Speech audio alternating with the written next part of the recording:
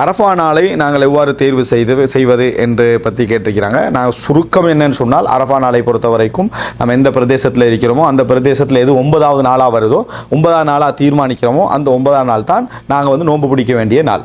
அரஃபாவில் ஒன்று கூடல் என்பது மக்காவில் இருக்கக்கூடிய மக்கள் 9ஆம் நாளில் ஒன்று கூடுவாங்க. அவர்களும் 9 நாளில் தான் ஒன்று கூடுவாங்க. அரஃபா நாளை வச்சு 9ஆம் நாளை தீர்மானிக்கிறது இல்லை. 9ஆம் நாளை வச்சு தான் அரஃபா நாளை தீர்மானிக்கிறது. பிறை கண்டு எது 9ஆம் நாளோ அது அரஃபா நாள்.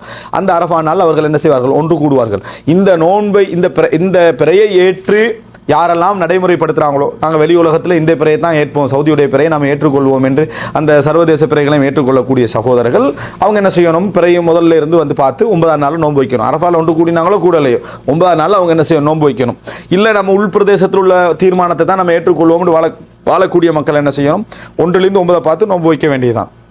எதை பார்த்து கன்ஃபியூஸ் ஆகிக்கொள்ளக்கூடாது என்றால், ஒன்று கூடுகிறார்களே நமக்கு 8ஆம் நாளாக இருக்குது இப்படின்னு கன்ஃபியூஸ் ஆக வேண்டிய அவசியம் இல்லை. ரசூல் ஸல்லல்லாஹு அலைஹி வஸல்லம் காலம் தொடக்கம் இந்த மீடியா என்றது வளராத காலம் வரும் வரைக்கும் அரஃபால ஒன்று கூடலை பார்த்து என்ன செய்யலை? யாரும் நோன்பு வைக்கல. புறைய வச்சு தான் நோன்பு வச்சுட்டு வந்தாங்க. மீடியாவுடைய வளர்ச்சி எந்த எஃபெக்டை கொண்டு வரலாம் என்று சொன்னால், எங்களது செய்தி அவசரமாக கிடைக்குது, எனவே நாளை அவசரமாக நம்ம தீர்மானிச்சுக்கலாமே என்று சொன்னால் அது நியாயமானது. ஒன்று கூடல் நடந்தால் நம்ம என்ன செய்யணும்? கட்டாயம் நோன்பு பிடிக்கணும் என்கின்ற அந்த வாதம் வந்து ஆரம்ப காலத்தில் இல்லாத ஒரு வாதம் என்று தான் நாம் புரிந்து கொள்கிறோம். இது சம்பந்தமாக நான் மிக விரிவாக நிறைய பேசியிருப்பதனால தான் சுருக்கமாக சொல்லிக்கிறோம். நீங்கள் என்ன செய்யலாம்? அரஃபா என்று சொல்லி mujahid.com என்ற இணையதளத்தில் அரஃபா என்று சொல்லி தமிழில் நீங்கள் பதிவு செஞ்சீங்கன்னு சொன்னால் அது சம்பந்தமாக நம்ம கொடுத்துருக்கக்கூடிய தெளிவுகள் கிடைக்கும். இது ஒரு மார்க்க ஃபிக்கு சட்ட பிரச்சனை உண்டு.